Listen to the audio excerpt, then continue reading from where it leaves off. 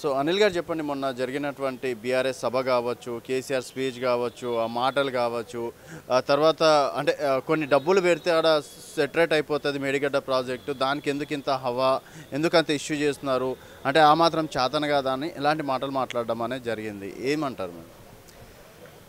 తెలంగాణ ట్యాగ్లైనే నీళ్లు నిధులు నియామకాలు. ఇప్పుడు వాటర్ ఇష్యూ వచ్చింది కృష్ణా నదిలో వచ్చింది కానీ గోదావరిలో రాలే. ఆ కృష్ణా నది జలాలు పోతిరెడ్డిపాడు అప్పట్లో వైఎస్ రాజశేఖర హయాంలో కావచ్చు, ఆ తర్వాత వెరీ రీసెంట్గా జగన్ వచ్చిన రాయలసీమ లిఫ్ట్ ఇరిగేషన్ ప్రాజెక్టు కావచ్చు, ఇవి 8 టీఎంసీలు రాయలసీమ మీద 8 టీఎంసీలు, పోతిరెడ్డిపాడు మీద 4 టీఎంసీలు, 12 టీఎంసీలు నికర జలాల నుంచి కింద నుంచి తీసుకుంటూ వెళ్ళిపోతుంటే సరిగ్గా ఒక వారం రోజులు పంపింగ్ నడిస్తే 100 టీఎంసీలు ఉన్న శ్రీశైలం ప్రాజెక్ట్ మొత్తం ఖాళీ అయిపోతుంది. అది ఖాళీ అయిపోయిన తర్వాత ఈయన పాలమూరు రంగారెడ్డి పథకం కింద 30,000 కోట్ల రూపాయలు వెచ్చించిండు. అది కట్టి ఏం లాభం, ఒక్క ఎకరాకు నీళ్లు రాలేవు. ఎప్పుడో మొదలుపెట్టిన 2003లో ప్రారంభించిన కల్లకుర్తి ప్రాజెక్టు ఇప్పటికీ అట్లనే ఎండిపోయింది.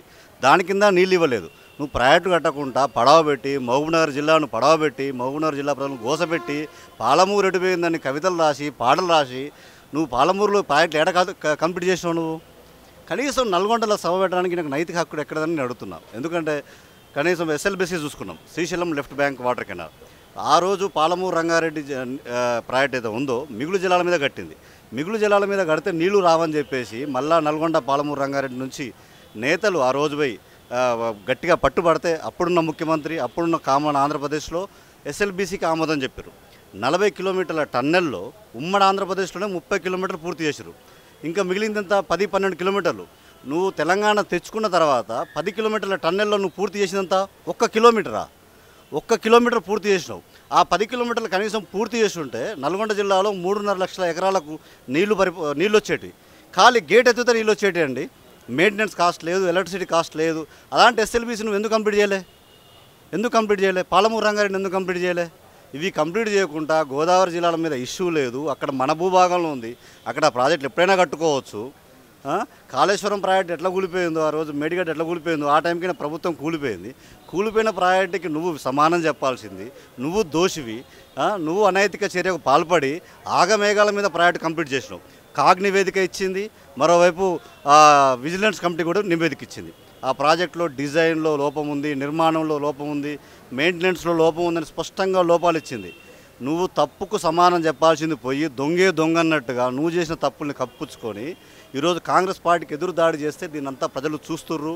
నీ కాలం చెల్లింది, నీ తెలంగాణ నినాదం అన్నీ కూడా నువ్వు ఏదో ఎలక్షన్ మేనేజ్మెంట్ చేసుకుని సెకండ్ టైం గెలుచుకున్నావు తప్ప ఈసారి ప్రజలు నమ్మే పరిస్థితి లేదు. ఓట్లతోటే ప్రజలు తెలంగాణ సమాజం అంతా కాంగ్రెస్ వైపు నిలబడింది.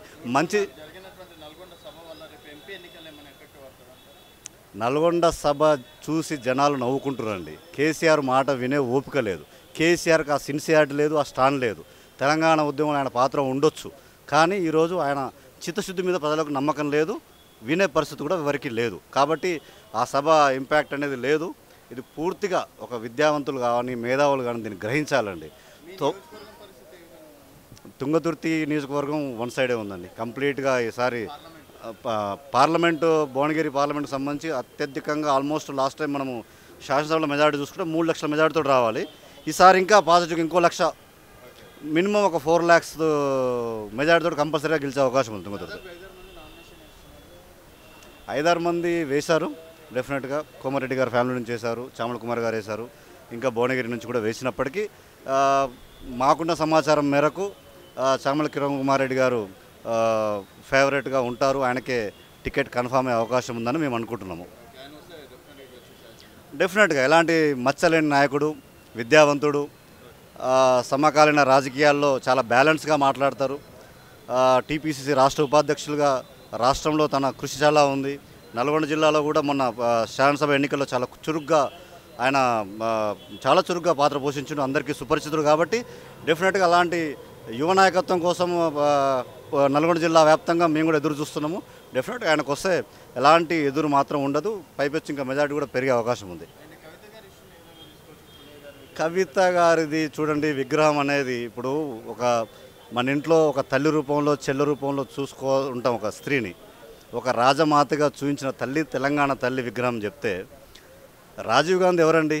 ఆర్థిక సంస్కరణలు భారతదేశం అంతా నెహ్రూ గారు ఆ టైంలో సామ్యవాద దేశంగా ఉన్నప్పుడు డెమోక్రసీ ఈ ఫైనాన్షియల్గా దేశం ముందుకు పోలేని పరిస్థితుల్లో పెట్టుబడిదారు విధానాన్ని ప్రవేశపెట్టి కంప్యూటర్లు రావడానికి కృషి చేసి ఈరోజు భారతదేశం సాంకేతిక పరంగా ముందుకు పోవడానికి ఆద్యుడు రాజీవ్ గాంధీ గారు. ఆయన విగ్రహం పెట్టడం పార్టీల పరంగా పక్కన పెట్టినా డెఫినెట్గా ఆయన వచ్చిన తర్వాతనే ఆర్థికంగా సంస్కరణలు వేగవంతమైనాయి. దాని తర్వాత దాన్ని పుణిపుచ్చుకున్న పివి నరసింహారావు కూడా చాలా సంస్కరణలు చేస్తారు. సో ట్యాంక్ బండ్ మీద ఎంతోమంది మహనీయుల విగ్రహాలు ఉన్నాయి. ఆయన విగ్రహం ఒకటే లోటు ఉంది. రేవంత్ రెడ్డి గారు తప్పనిసరిగా మంచి నిర్ణయం తీసుకుంది. ఇది పార్టీ అని కాదు, సామాన్య ప్రజలకు వెళ్ళిన ఎంపీ ఎన్నికల్లో ఒక 2-3 మినహా పూర్తిగా కాంగ్రెస్ వైపు వెళ్ళే అవకాశం ఉంది. అంతో ఇంతో కాస్తో కిస్తో అంటే బీజేపీ పార్టీ పోటీ ఇస్తుంది తప్ప బీఆర్ఎస్ పార్టీ గురించి మేబీ వాళ్ళు ఇంకా మాట్లాడడానికి కూడా వాయిస్ ఉండదు అనుకుంటున్నాం ఇంకా. Thank you. సో మొత్తానికి ఇక్కడ కాంగ్రెస్ అలాగే బీజేపీకి తప్ప బీఆర్ఎస్ పోటీలోనే లేదని చెప్పేసి కూడా చెప్పడం అనేది జరుగుతుంది.